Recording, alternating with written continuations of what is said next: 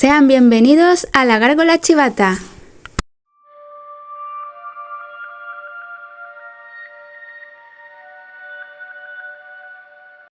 Voy a hablar de una serie que en su momento tuvo muchísimo éxito, fue muy famosa y muy conocida, pero que a mi modo de ver pasó bastante desapercibida. Me costó muchísimo encontrarle el punto a la serie, ya que hablaba, si es verdad, hablaba muchísimo de demonología y de temas ocultos, pero divagaba muchísimo. Sin embargo, al ver la serie por fin entera de una vez, cobraron un nuevo sentido para mí todas las enseñanzas que la serie quería transmitir. De manera iniciática, eso sí. Esta serie resulta que es una enciclopedia de ocultismo y de demonología como la serie Embrujadas. Al principio no se veía muy claro de qué iba la serie, porque se van desvelando detalles de manera nivelada, por niveles. Y justo en el apocalipsis final de la serie hay una revelación que es el significado del apocalipsis. Apocalipsis significa que hay un secreto oculto que nos es revelado y que es importante para la humanidad y su lado luminoso o metafísico. Lo cierto es que la serie al principio parece un manual ocultista de demonología y de defensa contra las artes oscuras, o sea, contra la magia negra o satánica. Salen muchísimas órdenes y sociedades secretas enfrentadas entre sí, como una representación también de la dualidad. También aparece en sí el tema de la dualidad a nivel general, el tiempo cíclico con sus mesías cíclicos y también sus apocalipsis cíclicos.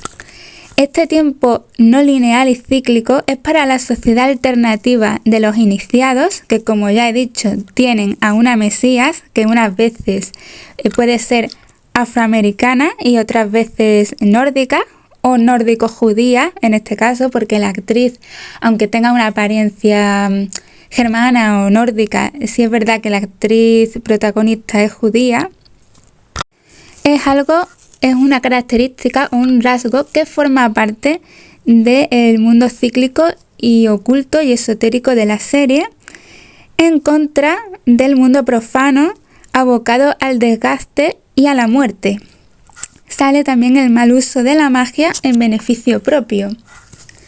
La serie, además, está muy bien documentada sobre el tema del ocultismo y la demonología, como ya he dicho antes, y respecto a las fotos promocionales, me llama muchísimo la atención las poses en cruz de los brazos que tienen los actores de la serie, ocultando o protegiendo el corazón, que es el punto que emite el flujo vital, o sea, la sangre, que es usada en misas negras y en rituales de poder de la élite, de la nobleza negra veneciana, por ejemplo, o de altos iniciados de sociedades secretas que puedan ser satánicas, por ejemplo.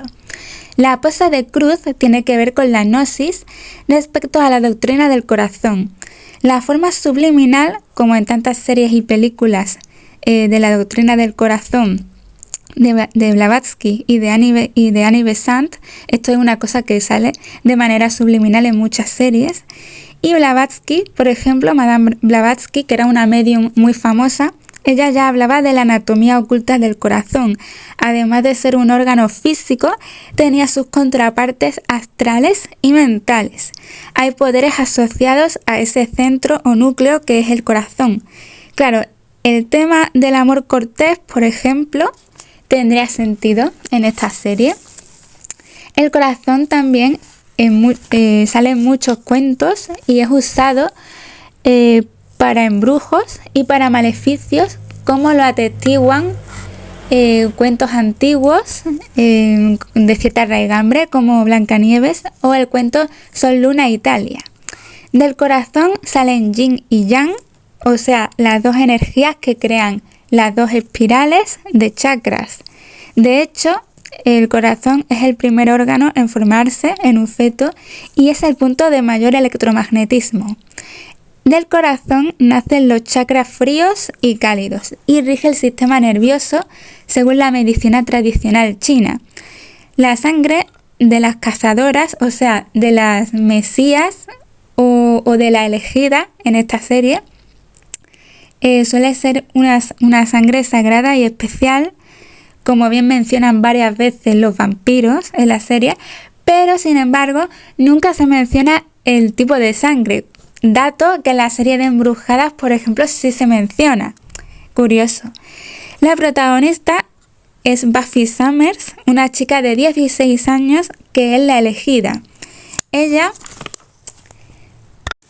es una marginada social, cosa rara en el arquetipo de la porcelanosa superheroína rubia de ojos claros que nos suelen presentar en muchas series y muchas películas. Ella es todo lo contrario a la pedante chica animadora y popular de la primera versión de los años 80, una película con potencial por su idea original, pero bastante cutre y que no estaba para nada al nivel de la serie. Los compañeros de clase de Buffy la tratan como una paria social, como una marginada. Ni siquiera la llaman por su nombre por miedo quizás a contagiarse de su rareza. La llaman por su apellido y la insultan llamándola bicho raro. Sin embargo, al final de la tercera temporada, los compañeros de clase le reconocen en el baile de graduación que no eran unos vulgares profanos, que se daban cuenta de todos los sucesos sobrenaturales y peligrosos que ocurrían en el instituto. En las 3 primeras temporadas tenemos el instituto de Sunnydale como protagonista.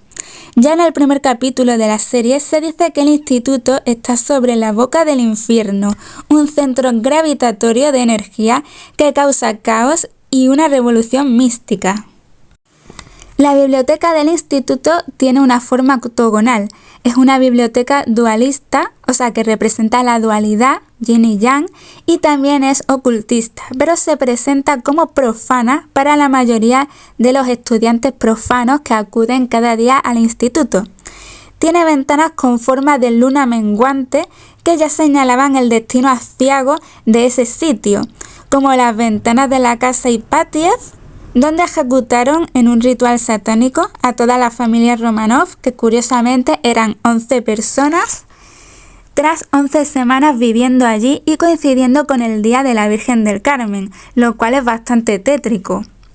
También la biblioteca tiene un techo de cristal para recibir mejor la influencia de los astros, o sea, de la cúpula celestial, de las estrellas y de los movimientos de los planetas y de las conjunciones importantes. Entre los libros que se encuentran en la biblioteca ocultista y esotérica tenemos la Enciclopedia Paranormal de Hume, Mapas del Laberinto de Malta o Compendio del Crepúsculo de Robert Kane. El nombre de Buffy, curiosamente, encripta el nombre de una deidad pagana.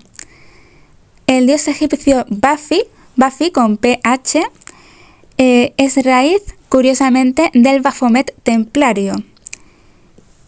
Yo personalmente Buffy lo relaciono con la columna central de la Cábala, que vendría a llamarse en su versión germana Irminsul, el árbol cósmico germano, o también el árbol de la Cábala judío, sería su equivalente. Irminsul, el Pistis Sofía o la emperatriz infantil, que está entre la nada y el todo. Es decir, la columna central de la Cábala, Irminsul, Sofía, la advocación femenina del dios incognoscible, la emperatriz infantil, pues todo esto vendría a ser el equivalente de Buffy, de lo que representa Baphomet o Buffy. De hecho, la Virgen del Pilar sería una advocación del árbol del conocimiento y del pilar central de la Cábala, Irminsul. También el pilar es el sol negro, la Kaaba de la Meca, a donde van a rezar los musulmanes, o la diosa Isis como la tierra negra y húmeda de Egipto. En otras versiones, el pilar es acampanado y rememora a la cornucopia, que sería el cuerno de la abundancia. Tiene que ver con el conocimiento metafísico oculto y con la ceguera del profano o del borrego Matrix. La feminidad estaría en medio del teurgo y del demiurgo como Tiferet. El Baphomet también sería la cabra, un animal que se encarama a los abismos y que puede andar por las paredes. El único animal que curiosamente puede andar, que yo sepa, por la pared. Tiene que ver también con la primera geometría del espíritu del humano y el ángulo recto de 40 grados. Bafi, como dios egipcio, era Abu-Fihamat, el padre del entendimiento, que los sufíes curiosamente lo tienen y le rinden culto. Los sufíes son una minoría del mundo musulmán. También hay mucha referencia a la luz solar. El apellido de Bafi, curiosamente, es Summers, que significa verano en plural.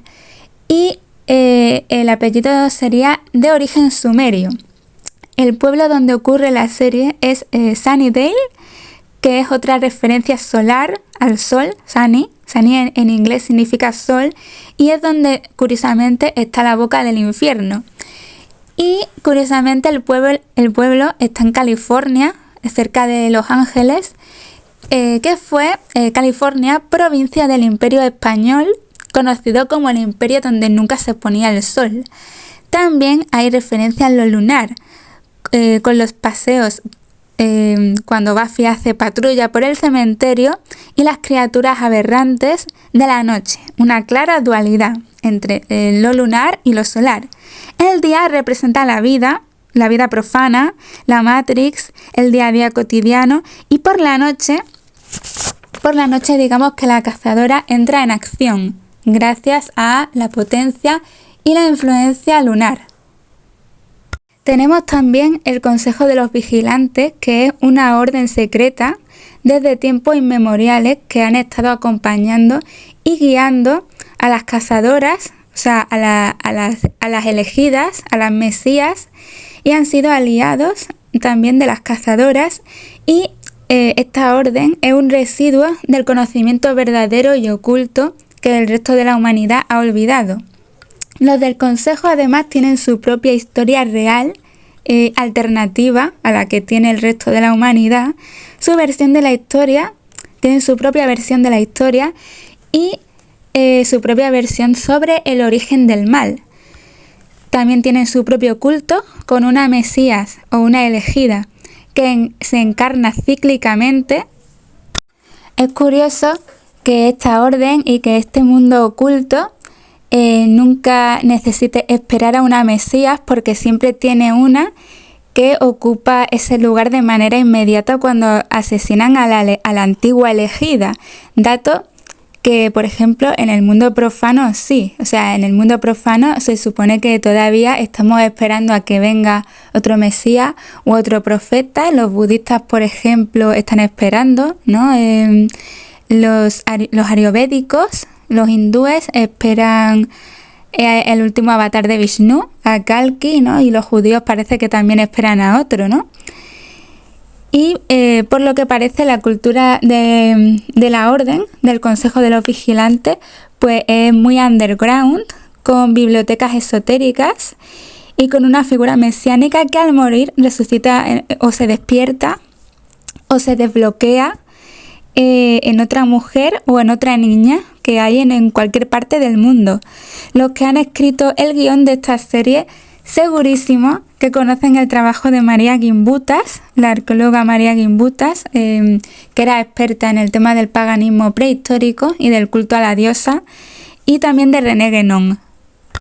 En la primera temporada de la serie, el villano principal es el maestro, que curiosamente el maestro es el nombre de el líder en la secta de la masonería internacional, curiosamente.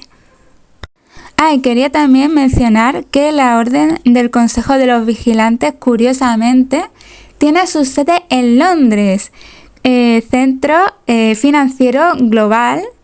Se podría decir que el Vaticano es el centro espiritual, Londres el centro financiero, heredado de Venecia, por supuesto, porque la mayoría de la gente no sabe que dentro de Londres hay otra ciudad, que es la City de Londres, en donde los bancos y las corporaciones son propietarios de las calles y tú, si quieres grabar con tu móvil, no tienes permiso y puede ir la policía a detenerte.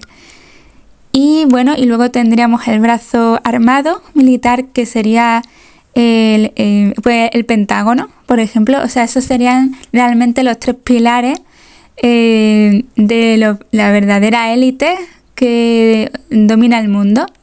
Y curiosamente el Consejo de los Vigilantes, como no podía ser de otra manera, está en Londres.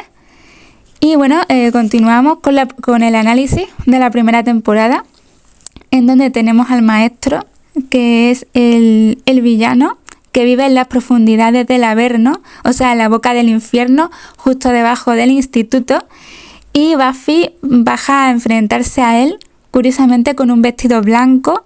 Creo que todavía la protagonista era virgen, no pierde la virginidad hasta la segunda temporada, si no recuerdo mal, y desciende al Averno vestida de blanco, que es una vestimenta propia de bautizos y de rituales de desvirgamiento. Efectivamente, aquí lo había yo apuntado.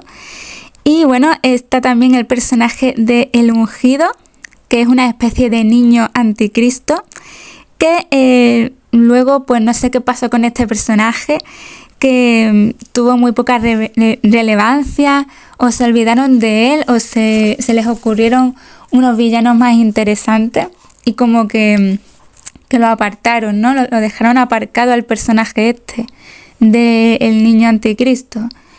Y curiosamente, en el segundo capítulo de la primera temporada sale un esbirro del villano, del maestro, que se llama la vasija.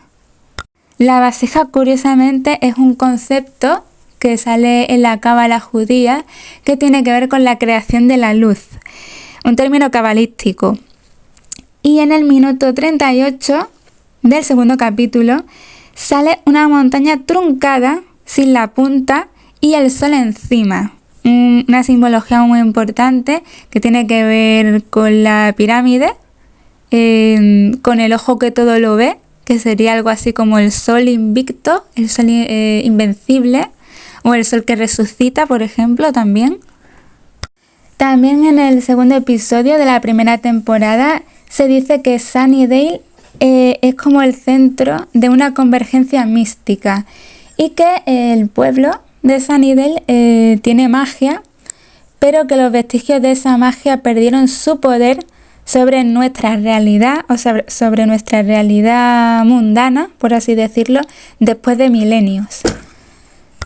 En la segunda temporada de Buffy Cazavampiros tenemos como villanos a una pareja que son William el Sanguinario, un ex poeta en declive que sufrió por amor, y su pareja, una vidente que lee las cartas del tarot. Hay un capítulo muy interesante de la segunda temporada y bastante tétrico, en donde una hermandad universitaria parecida al Skull and Bones, una secta elitista y selecta de la Universidad de Yale, pues esta hermandad universitaria rapta a chicas y las ofrece en sacrificio durante las misas negras a una especie de monstruos reptiloides o monstruos que tienen forma de insectos, no me acuerdo muy bien.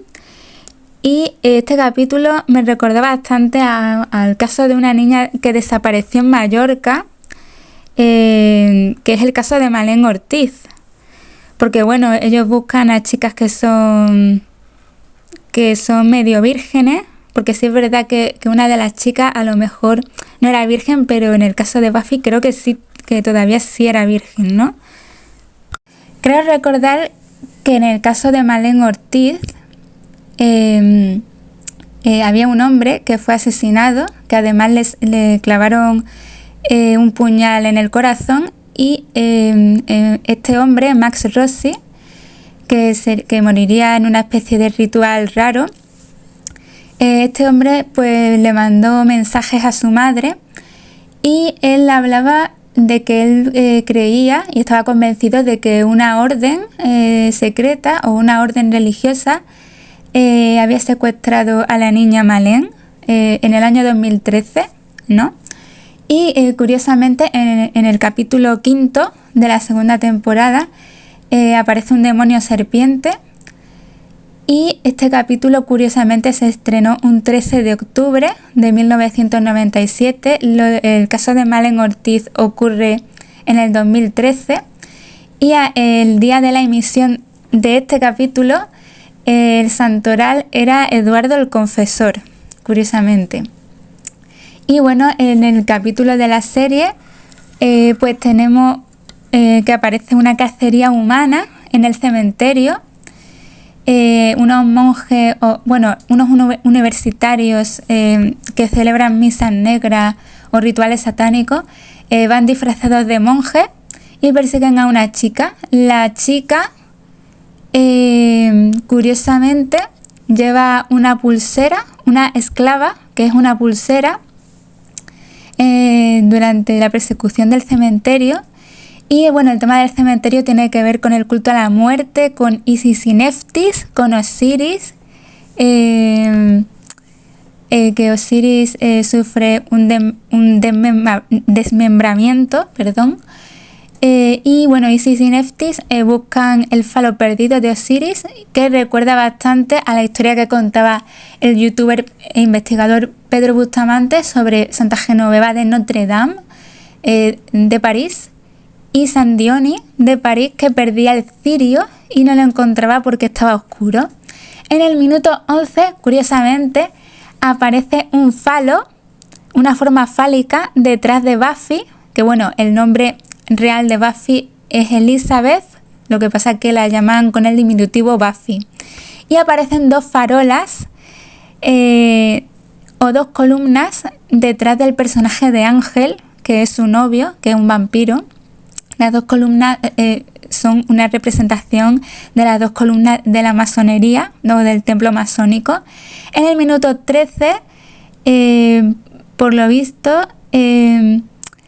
estos que celebran la misa negra quieren un equilibrio en las fiestas de la fraternidad e invitan a una rubia y a una morena, ¿no? O sea, van engañadas, ¿no? A la fiesta ritual.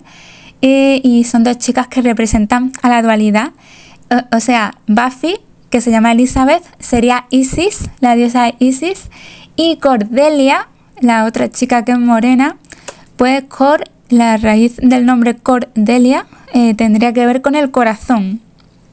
Y en el minuto 14 tenemos el juramento del Tacapaceta, que dicen: con sangre fui bautizado y con sangre reinaré. Y hay una frase que le dice uno de los satánicos de la fraternidad universitaria, le dice: me encantan las cruzadas, le dice el chico de la fraternidad a la niña encadenada. En el minuto 18 mencionan que quieren conseguir la prosperidad eterna.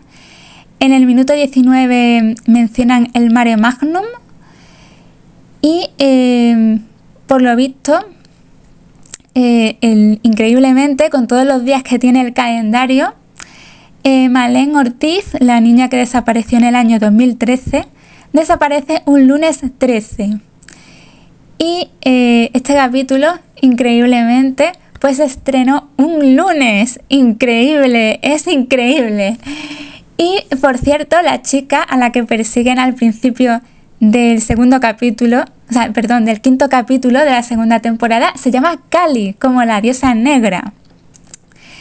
Y parece ser pues que en el caso de esta niña, de Malén, pues habría también algo de cacería humana, de simbología de cacería humana, y el tema del adenocromo con la sangre, porque Massimiliano Rossi, que era el que estaba investigando este caso por su cuenta, pues le sacaron el corazón con un puñal. Y el tema de las pulseras esclavas que llevan las chicas en el capítulo tendría que ver con un tema de atadura de amor. La tercera temporada de Buffy tiene unos villanos más que interesantes y descarados, de los que hablaré más adelante.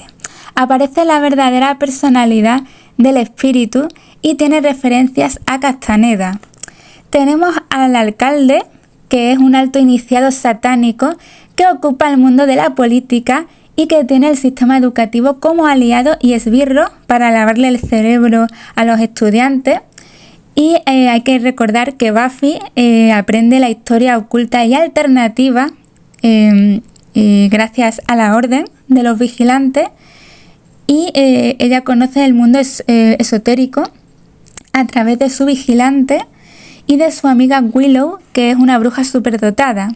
El alcalde además practica el sacrificio ritual para sus fines. Otra villana sería Faith, que sería el arquetipo de la cazadora oscura y malograda, y el alcalde como su padre adoptivo y mentor.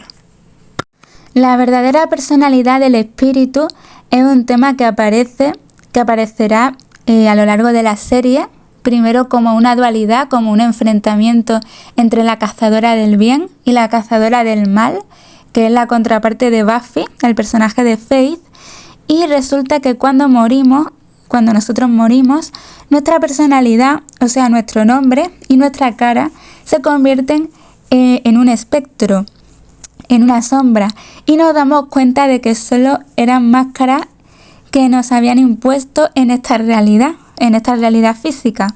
Nos quitamos los disfraces para vernos tal y como somos. Juan Matus solía hablarle a Castaneda sobre el espíritu en el conocimiento silencioso, el nuevo estado perceptivo que se siente al cruzar un umbral. Sucede así un acto de revelación que puede parecer no haber sucedido en absoluto.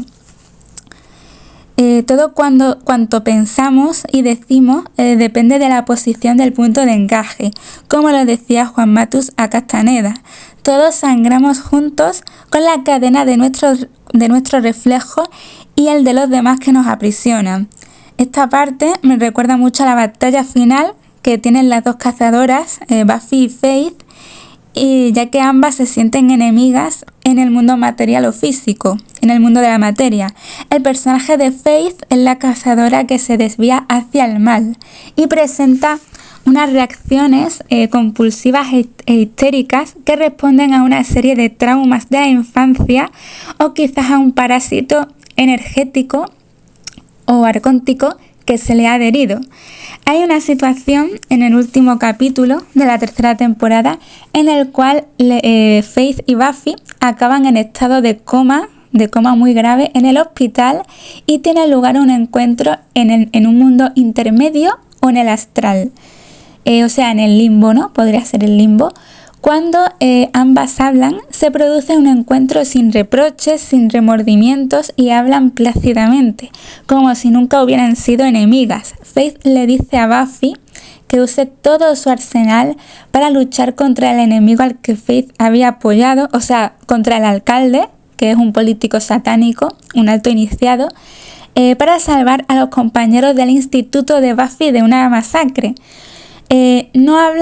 Ellas dos no hablan como unos espíritus reconciliados, hablan como si todo hubiera sido simplemente un teatro y despertaran de la pesadilla en donde se hallaban encerradas, por culpa de la dualidad que las obligaba a enfrentarse, ¿no? A luchar entre ellas, en la lucha de egos, ¿no?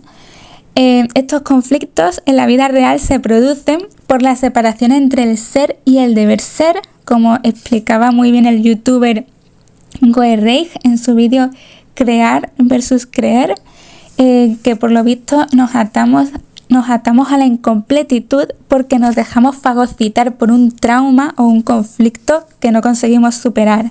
Y el único destino del espíritu es quemar la ilusión. O sea, espíritu es pir, es fuego, tú, espiro tú, que significaría algo así como tú eres el fuego, o tú llevas el fuego en tu interior, o tu destino es ser fuego, básicamente. Entonces, al unirse en el astral, en el mundo intermedio, Faith y Buffy rompen el yugo de la separación ilusoria material y crean activamente el mundo que desean. Es decir, logran salvar a sus compañeros de una masacre premeditada, ¿no?, que tenía el alcalde.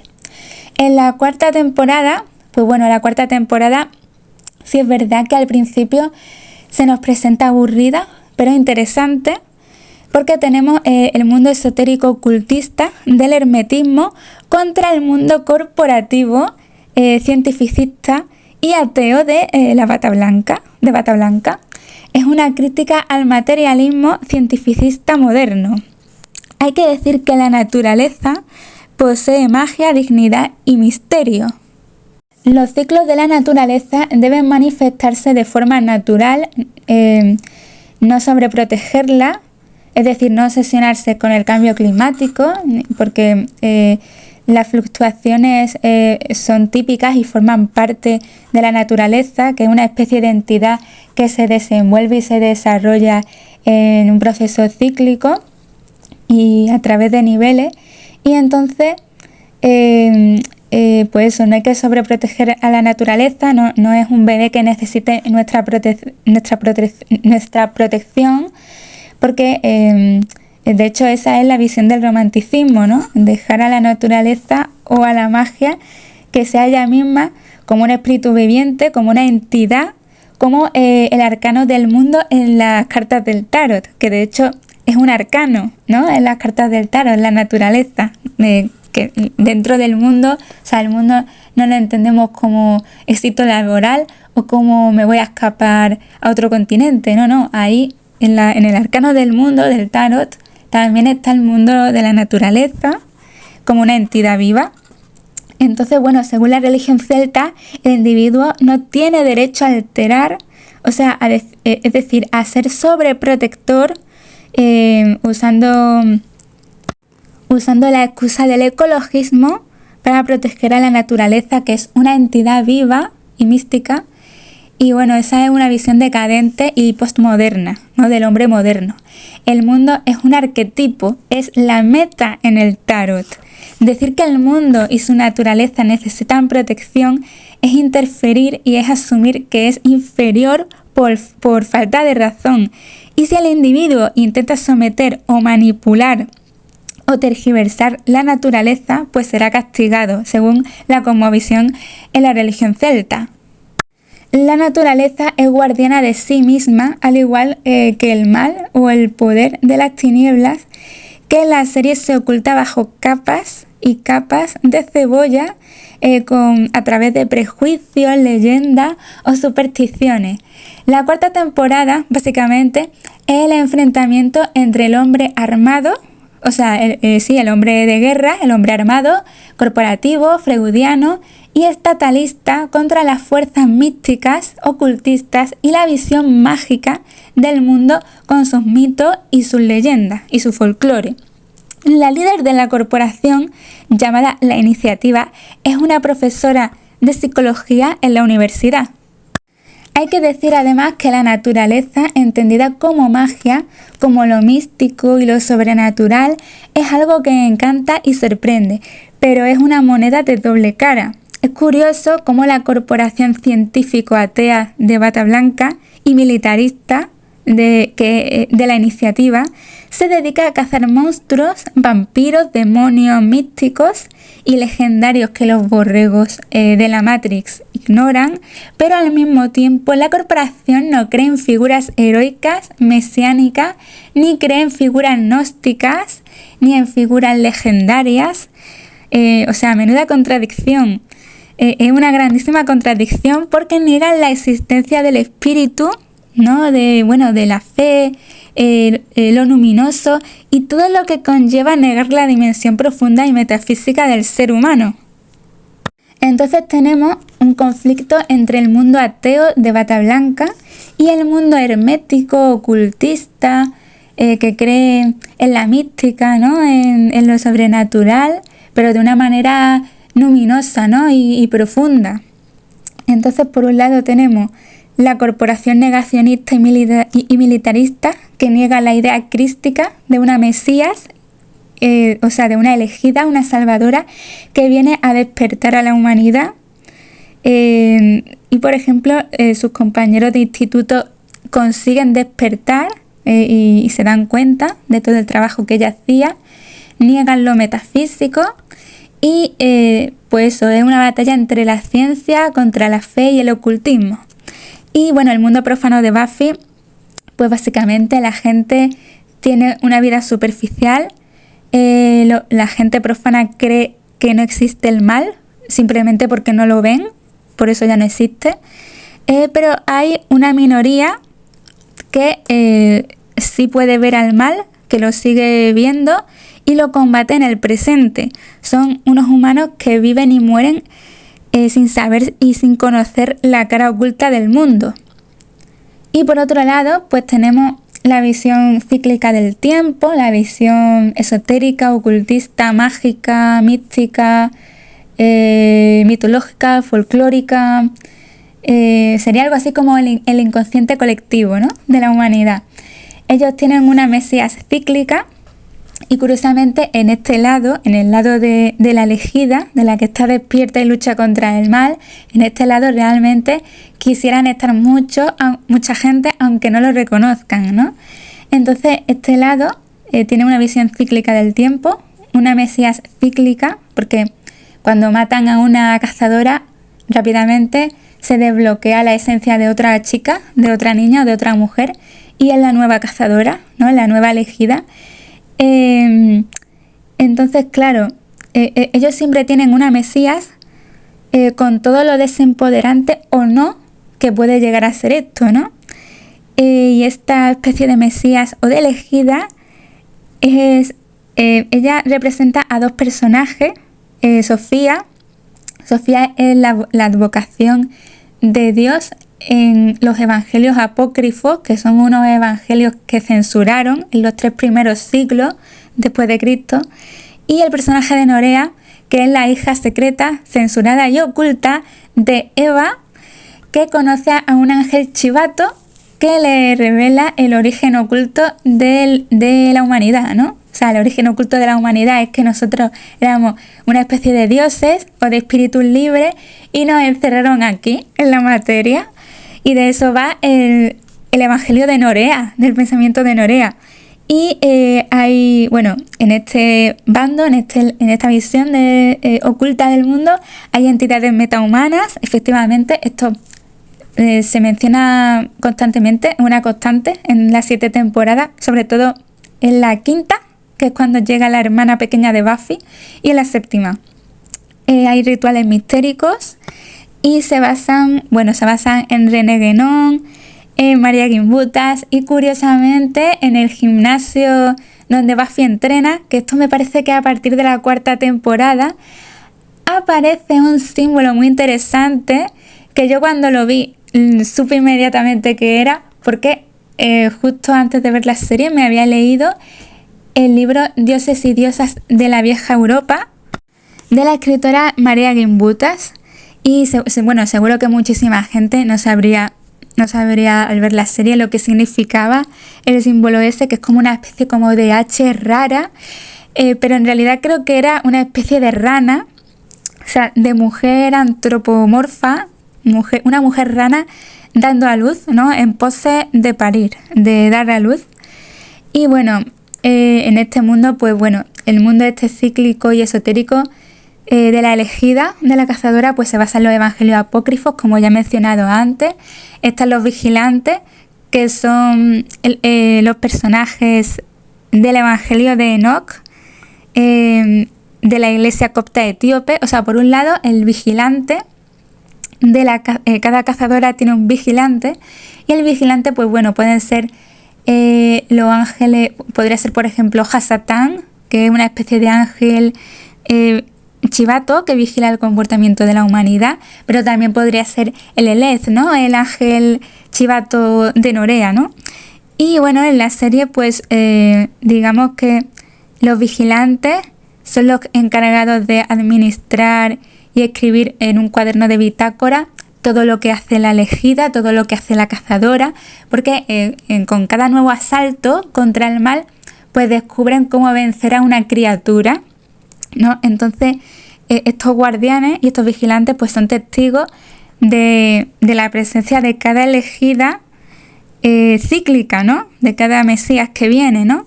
y ellos, pues su misión es documentarlo todo, documentar cómo se lucha contra tal demonio, cómo se lucha contra tal vampiro, si hay que buscar alguna reliquia que tenga un poder sobrenatural, porque a lo mejor necesitan una espada especial para matar a un monstruo, ¿no? O ese tipo de cosas.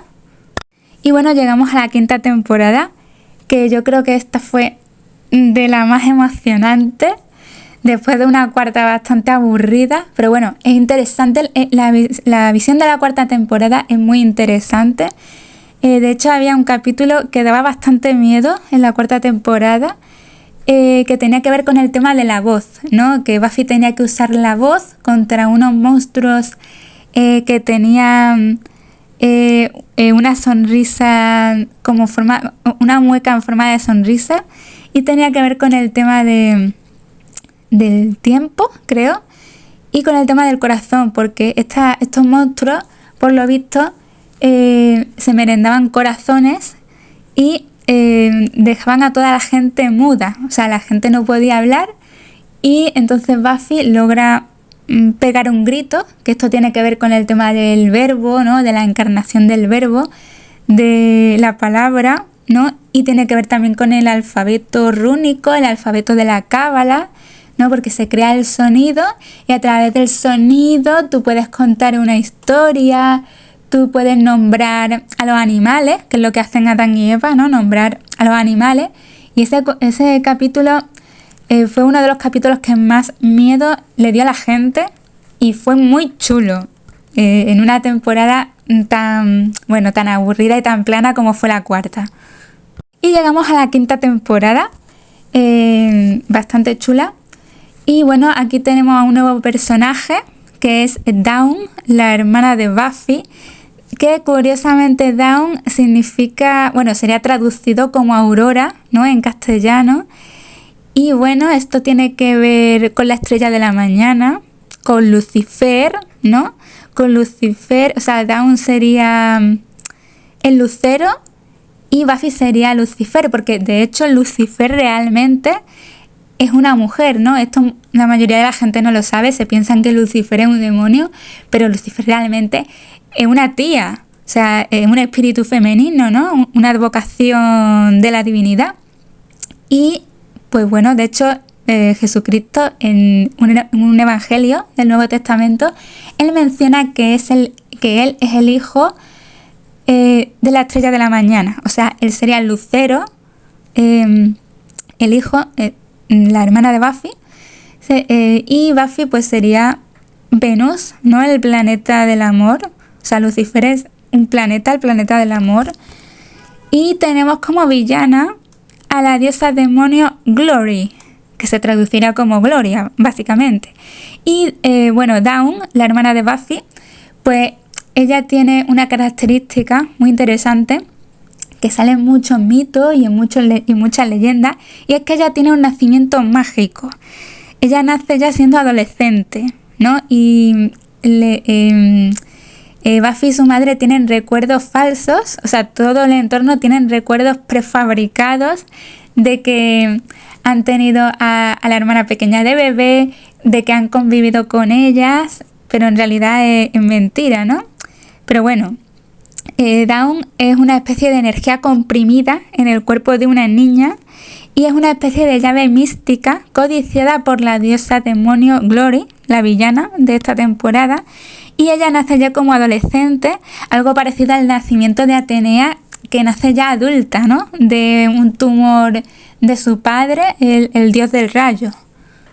Y bueno, el personaje de Dawn, antes de encarnarse, de ser obligada a encarnarse en una forma de niña, en una forma humana, ella era protegida por una orden de monjes checos que le confían su custodia y cuidado a la Mesías cíclica, o sea, a la elegida, ¿no? A la cazadora.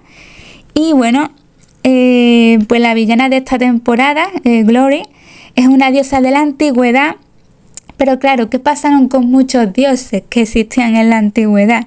Que al pasar los ciclos, las eras y al venir una religión monoteísta, su tiempo aquí ya pasó y su función se modificó o fue desechada, y por eso ahora es una especie de demonio, ¿no?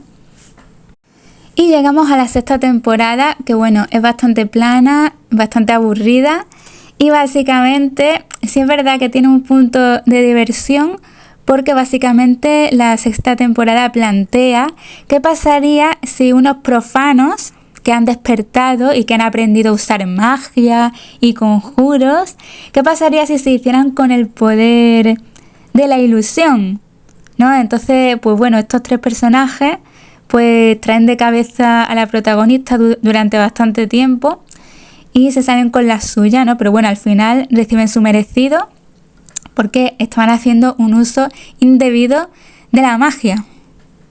Y por fin llegamos a la séptima temporada, que en realidad no estaba pensado que fuera a ser la última, porque realmente después de la séptima temporada se publicaron cómics y libros y claro, la historia continuaba, ¿no? Pero bueno, esta es la séptima temporada y aquí tenemos una especie de revelación apócrifa. Por fin se entendía de qué iba la serie.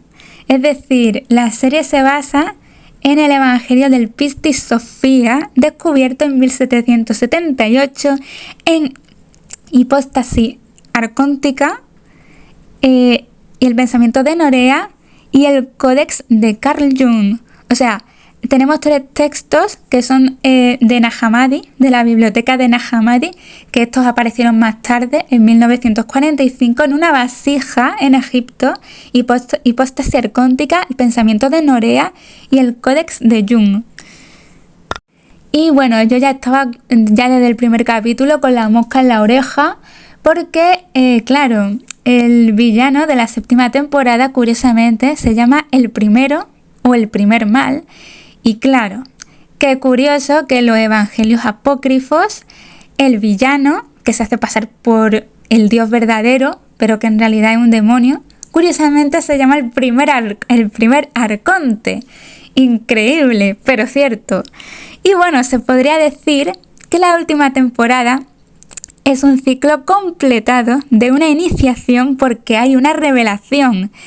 Eso es el apocalipsis. Sí es cierto que a lo largo de la serie muchísimas veces hay crisis, hay diferentes apocalipsis, pero al final nunca se destruye el mundo por completo. O sea, el apocalipsis, la palabra apocalipsis significa revelación. O sea, un secreto que estaba oculto y que se revela, ¿no? Y por fin en el capítulo 15 de la séptima temporada se me confirmó lo que yo llevaba ya esperando desde el primer capítulo de la séptima temporada.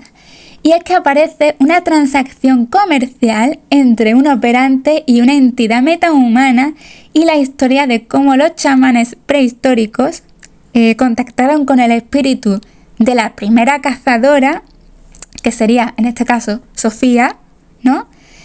Sofía Lucifer o Sofía, la advocación femenina de Dios, una versión femenina de Lucifer que viene a encarnarse y a combatir al primero y a sus demonios, ¿no? O sea, a todos los demonios, a todos los vampiros. Entonces a este personaje, a este espíritu, le amarraron a esta realidad y bueno, el hecho de que le hayan puesto al villano el nombre del primero o el primer mal, que curiosamente puede disfrazarse de cualquier persona e imitar cualquier voz, que recuerda muchísimo a la inteligencia artificial, que también puede hacerlo, pues bueno, es bastante descarado, ¿no? Se parece mucho a los evangelios apócrifos y que censuró el Vaticano. Entonces, bueno, en base a lo que sale en la serie, pues voy a hacer un poquito un resumen de los evangelios apócrifos, porque me parece importante, porque seguro que la mayoría de la gente que ha visto la serie no tiene ni idea, pero yo por mi parte me emocioné muchísimo porque me di cuenta de qué habían usado como inspiración y en qué se basaba la serie, ¿no? Entonces, bueno, se puede decir que en la séptima temporada a Buffy le revelan la identidad de su espíritu y por qué la amarraron a esta realidad. Porque sin ella, los chamanes prehistóricos, o sea, los humanos primitivos de la edad primitiva, no podían luchar contra los los demonios, contra los arcontes. Entonces vemos aquí una mezcla de la que le revelan la identidad de su espíritu y por qué la amarraron a esta realidad, porque sin ella los chamanes prehistóricos, o sea, los humanos primitivos de la edad primitiva, no podían luchar contra los demonios, contra los arcontes. Entonces vemos aquí una mezcla de la historia de Sofía, o sea, del Piscis Sofía, el evangelio, uno de los evangelios censurados y ocultados y perseguidos por la Iglesia Católica, por el Vaticano, y de Norea, el pensamiento de Norea, hija de Eva, otro evangelio oculto y censurado, y de hipóstasis arcóntica. O sea, sería una mezcla como de tres evangelios más el códex de Carl Jung. Entonces, bueno, tenemos los textos de Qumran y de Nag Hammadi, que Carl Jung, enemigo de Freud, digo enemigo porque sufrió bullying por parte de Sigmund Freud, que no estaba muy bien de la cabeza. Y bueno, la existencia de los arcontes es expuesta y cómo estos intentaron dominar a la humanidad, ¿no? en los evangelios de Nag Hammadi. Se corresponde con la revelación que hay en la 7ª temporada de Buffy, cuando se relata la historia de cómo los chamanes captaron o canalizaron el alma de la cazadora, acosados y agobiados como estaban por la existencia de los demonios y del mal, ¿no? Entonces, claro, digamos como que estos demonios descarrían y parasitan y le drenan la energía a la humanidad. Por eso nos han encerrado en estos cuerpos, ¿no? Estos arcontes y demonios que se alimentan del dolor humano porque están desconectados de la fuente divina. O sea, se han peleado con Dios. No se hablan, básicamente. Y los humanos sufren implantes de pensamiento que afectan a su personalidad y a su libre albedrío. Nos mantienen vivos por alimento. Son depredadores cósmicos que gobiernan el reino humano para mantenernos mansos, débiles y distraídos. Y bueno, en el Piscis Sofía pues se habla del origen de la oscuridad y de un falso dios usurpador y de la advocación femenina de Dios, que sería Sofía. Y bueno, también el culto matrilineal, que tiene que ver con el tema de la elegida, de la cazadora. El culto a la diosa madre viene de muy lejos, de la antigüedad más remota. El tema de la devoción a la Redentora, a lo femenino divino, ya estaba en la antigüedad remota. Y sí es verdad que, bueno, parece ser que los orígenes del cristianismo gnóstico son muchísimo más antiguos. Por esa devoción a la diosa, que bueno, la Virgen también entra aquí, la diosa madre o una diosa amante, ¿no? Entonces los gnósticos antiguos eran matriarcales y vemos que siempre en la serie es una elegida, ¿no? Una cazadora, una elegida, y no se rehúye lo femenino, ni se fuerza tampoco. Es decir, la esencia femenina en esta serie, la fuerza femenina, es como la fuerza de la naturaleza, ¿no? Por eso yo hablaba antes, en la 4ª temporada, de la naturaleza, ¿no? Porque, claro, el cuerpo de la mujer es un portal en donde se encarnan las almas que van a nacer aquí. Entonces, claro, ¿no? Y el cuerpo de la mujer, pues, está regido por la luna, ¿no? Por todo el tema de la menstruación, y claro, ¿no? Entonces, es decir, el espíritu de la cazadora, de la elegida, se podría considerar como un organismo dinámico que fluctúa según los cambios de era o de conciencia civilizatoria. Es decir, la naturaleza es un arcano en el tarot y el mundo, como ya he mencionado antes, y el postmodernismo ve a la naturaleza como algo inferior, como que necesita ser protegida, pero la naturaleza es una entidad, es un espíritu desplegado en fases sucesivas que abre a los ojos de la gente dormida y ciega, les abre los ojos a los secretos y a los misterios, por lo que eso del cambio climático sería una fase más, o sea, no sería algo provocado por el hombre.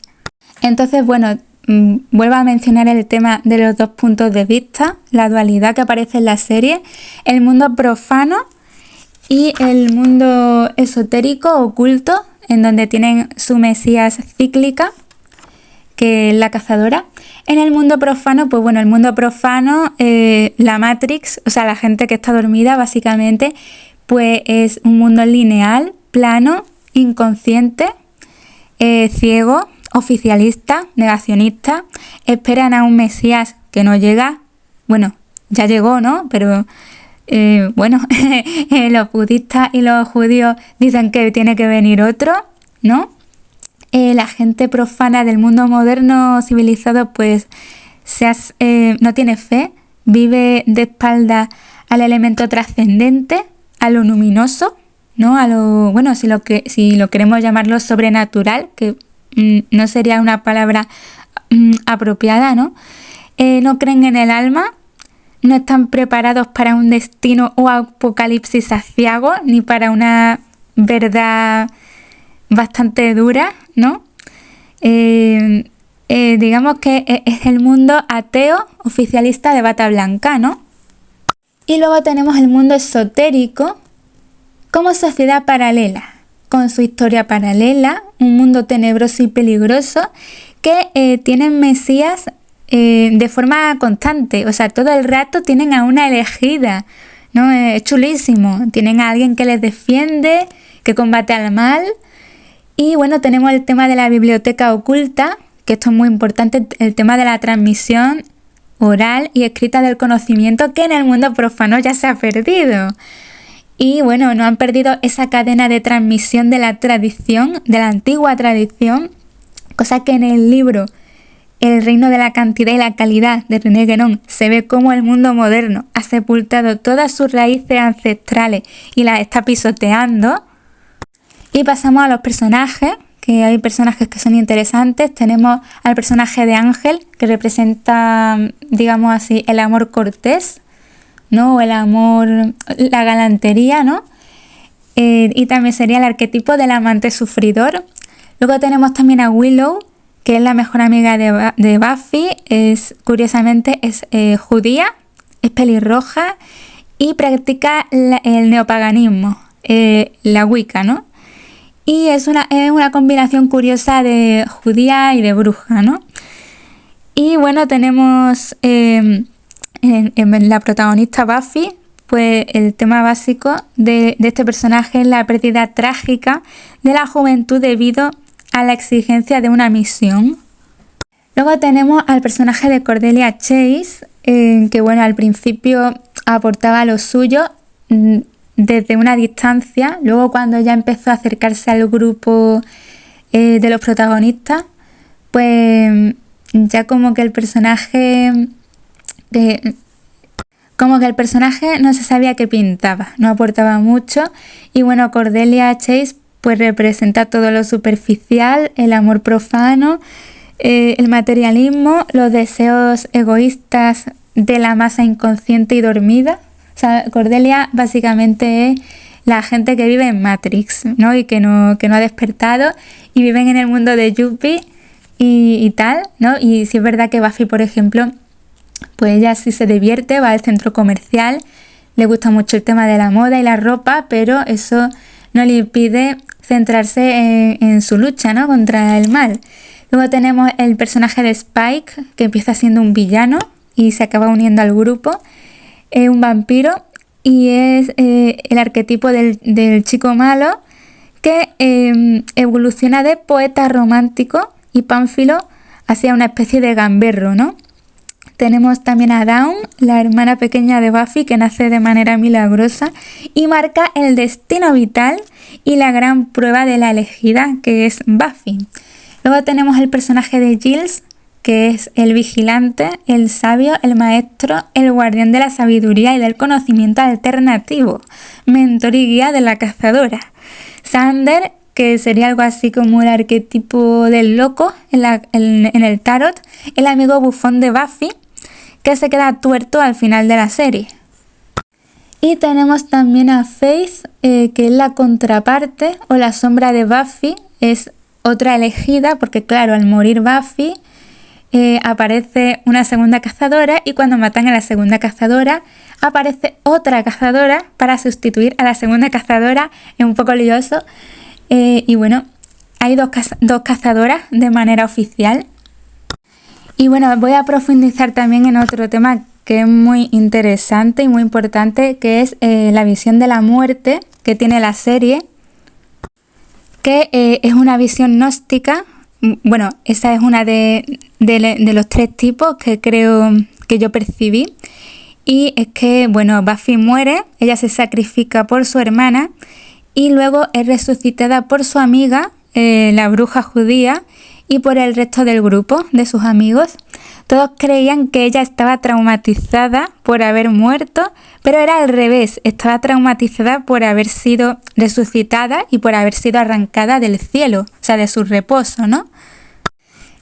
Por lo visto, según la perspectiva de la serie, el infierno es este mundo y eso es una idea más propia de los cristianos primitivos. Buffy era ya libre en espíritu y lo tenía todo, estando ya muerta, ¿no? En el cielo o donde fuese, ¿no? Su destino, como el de toda cazadora, era morir, como el del resto de los mortales también. El mismo destino que tenemos todos, efectivamente. Para colmo, sus amigos se ofenden, prueba de que una parte de ellos sigue siendo profana, ¿no? Tienen una visión profana de la vida, claro, y de la muerte menos todavía, evidentemente, porque ella fue la que se tenía que sacrificar, ¿no? Porque ellos lo ven desde su punto de vista mortal y perecedero. Somos seres perecederos aferrados al plano material. En la serie hay 3 visiones sobre la muerte. La visión mundana o profana, o sea, la de la gente dormida, la oscura, ¿no? Esa visión oscura, asquerosa, la putrefacción, el cementerio, ¿no? Que es tierra, o sea, un cementerio es básicamente tierra, cemento o piedra, ¿no?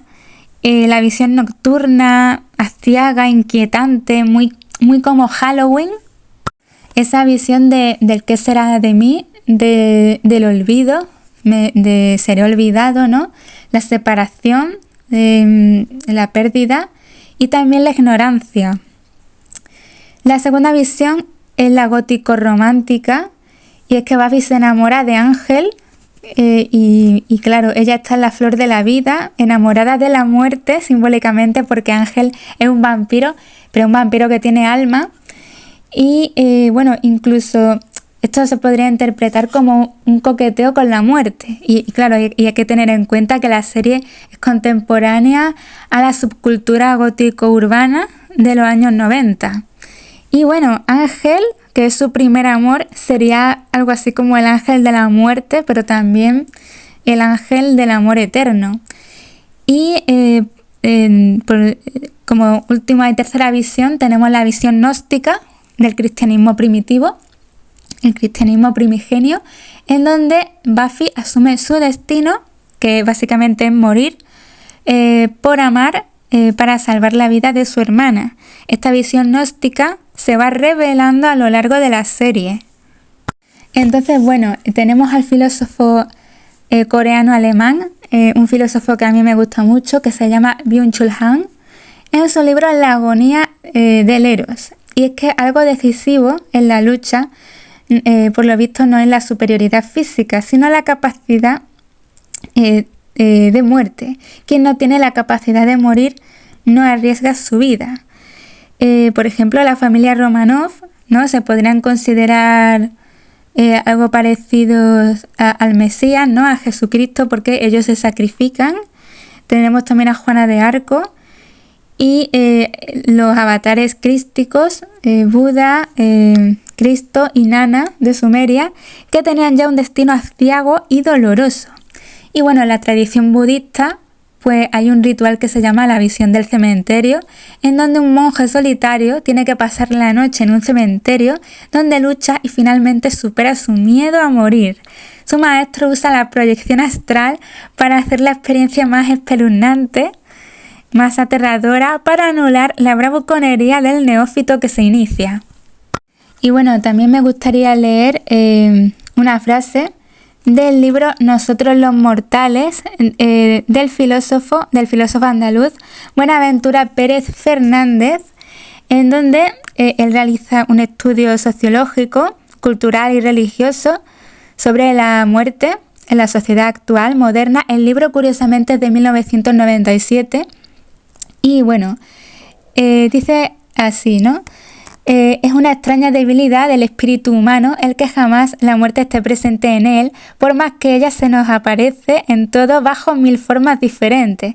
Los mortales se preocupan tanto de sepultar los pensamientos de la muerte como de enterrar a los muertos mismos.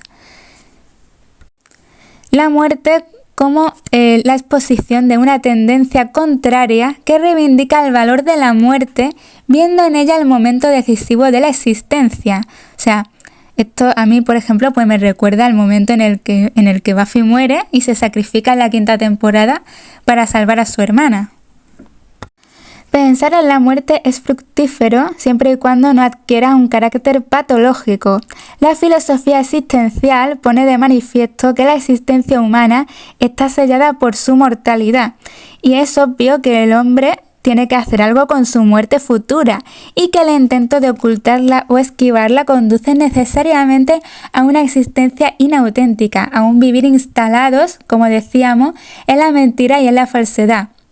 Procurar vivir matando la muerte y tratar de morir sin enterarse es un intento de reducir la vida humana a pura animalidad.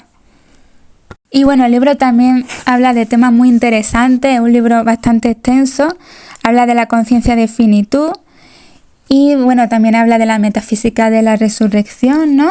Y de la muerte del hombre moderno en los hospitales, eso también lo critica bastante.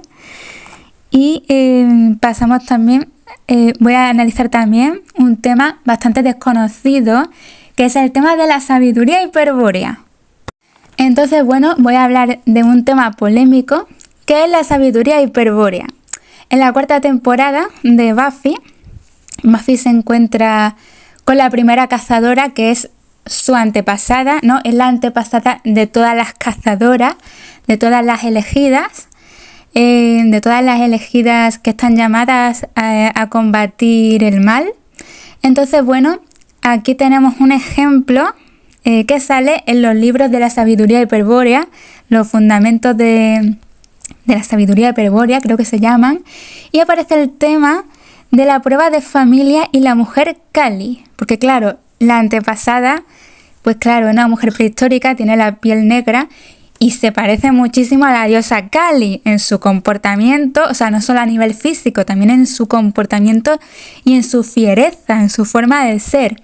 Entonces, parece ser, según la sabiduría hiperbórea, que el gran antepasado está en las raíces de la sangre, ¿no? En la serie se menciona mucho el tema de la sangre de la cazadora y tal, que es especial.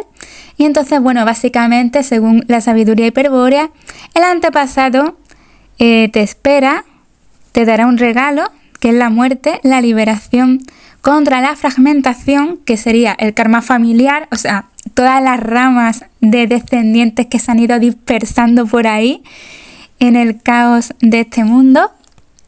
Y básicamente Buffy muere y resucita en la primera cazadora, que es su antepasada, con la que ella tiene un cara a cara, y esta antepasada o primera cazadora es el origen. En la sabiduría hiperbórea todo el rato están hablando del origen.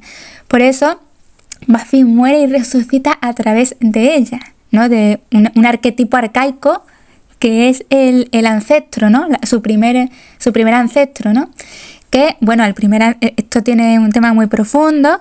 Se habla mucho de esto en la sabiduría hiperbórea, y es que, bueno, nuestro primer antepasado, pues lo encadenaron aquí, lo encerraron en esta realidad, y nosotros somos todos, o sea, incluido ese familiar con el que te llevas mal, que es una persona que te joroba, que puede ser psicópata, pues hasta ese familiar también forma parte de tu primer ancestro, de tu primer antepasado, o sea, del primer espíritu.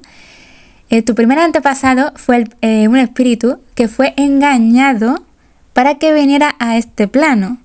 Y entonces, claro, por lo visto, según la sabiduría hiperbórea, pues hay que, con voluntad, ¿no? Y con valentía, hay que encarar esta misión de buscar a tu antepasado, a tu ancestro, Lo que pasa que, claro, la teoría es muy chula, es muy fácil, pero la práctica es bastante difícil, ¿no? Por todo el tema este de la prueba de familia y del karma familiar.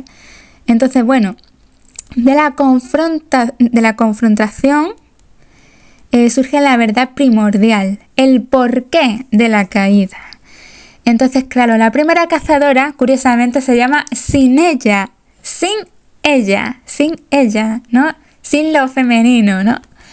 Que el cuerpo femenino, ya he dicho antes, que es un portal que atrae almas a esta dimensión y se encarnan aquí.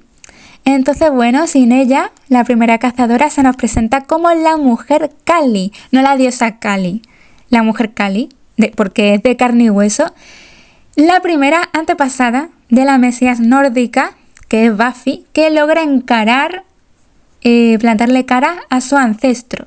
Buffy se fusiona en el origen ancestral de su primera antepasada, aceptando su regalo, que es la muerte.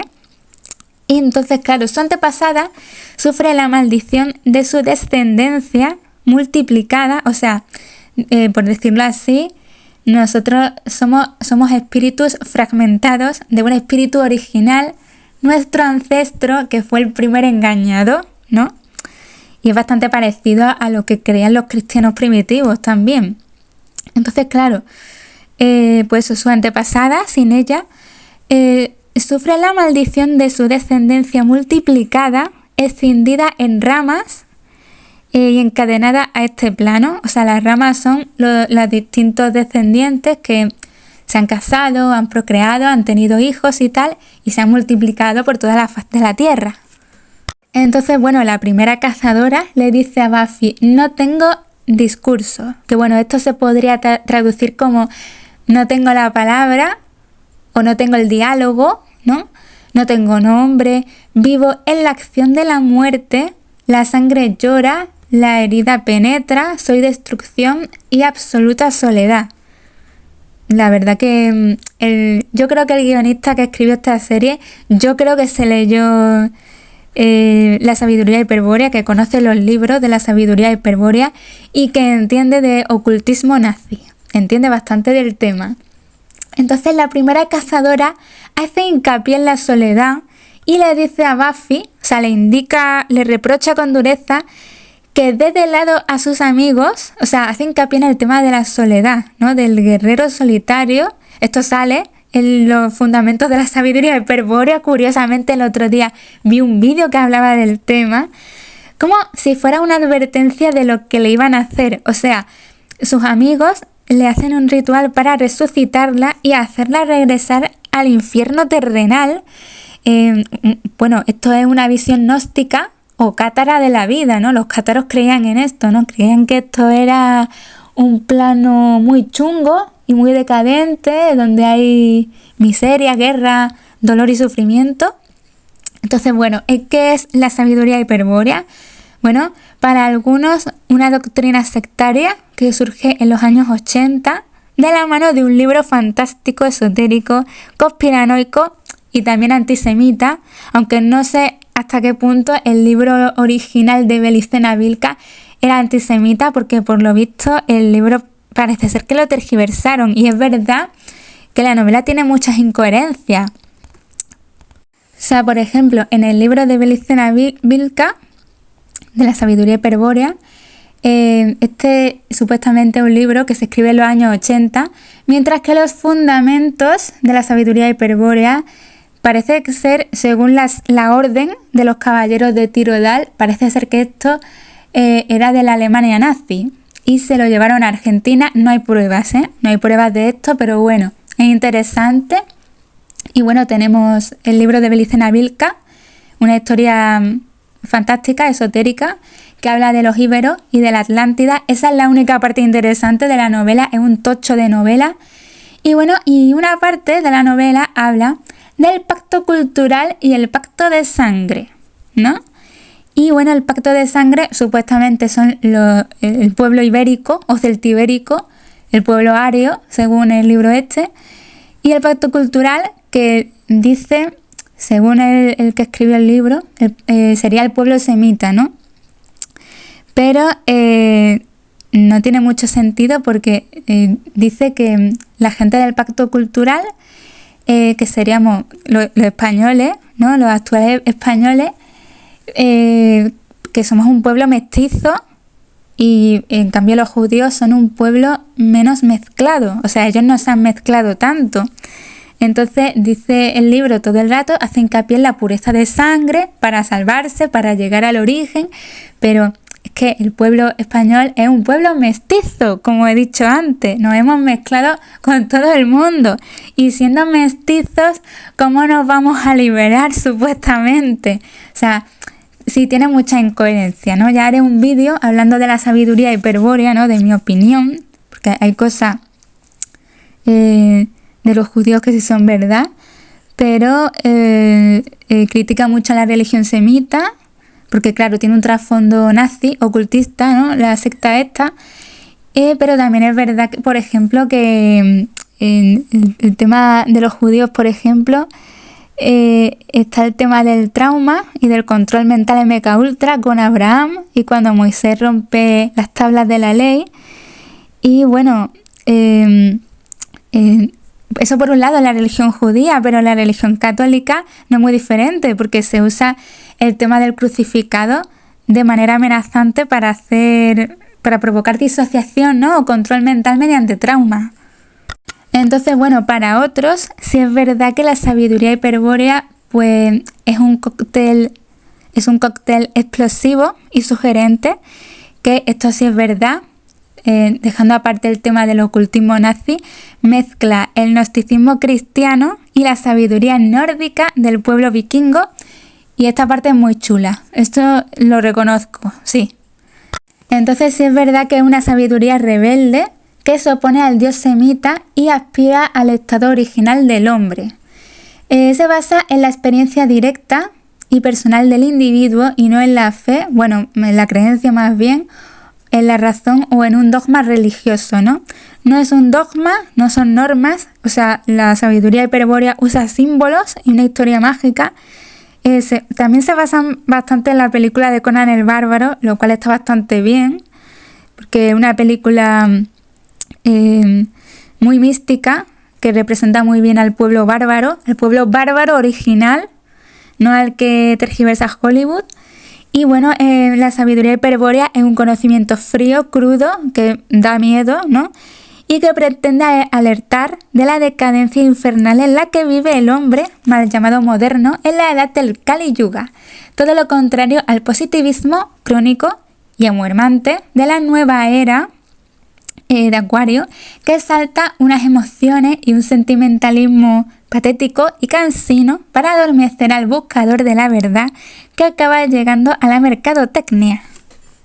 Entonces, bueno, creo que no me he dejado nada en el tintero, he analizado las 7 temporadas, si es verdad que sería interesante mirar más a fondo capítulo por capítulo, pero bueno, he analizado todos los personajes, lo básico y lo fundamental, que yo creo que la mayoría de la gente no lo ha visto, y es que la serie pues habla de la sabiduría hiperbórea y del gnosticismo, del cristianismo primitivo, al igual que el laberinto del fauno, que también hablaba de esos dos temas, que los tenían un poco como ocultos, ¿no? Como unos temas como muy underground, como camuflados, y solo la gente que sepa mucho de ocultismo, de simbología y de historia, pues es capaz de ver este tipo de cosas, ¿no? El trasfondo oculto de la serie, que es lo interesante, ¿no? Y entonces, bueno, si les ha gustado, denle al like, suscríbanse y nos vemos en el siguiente programa.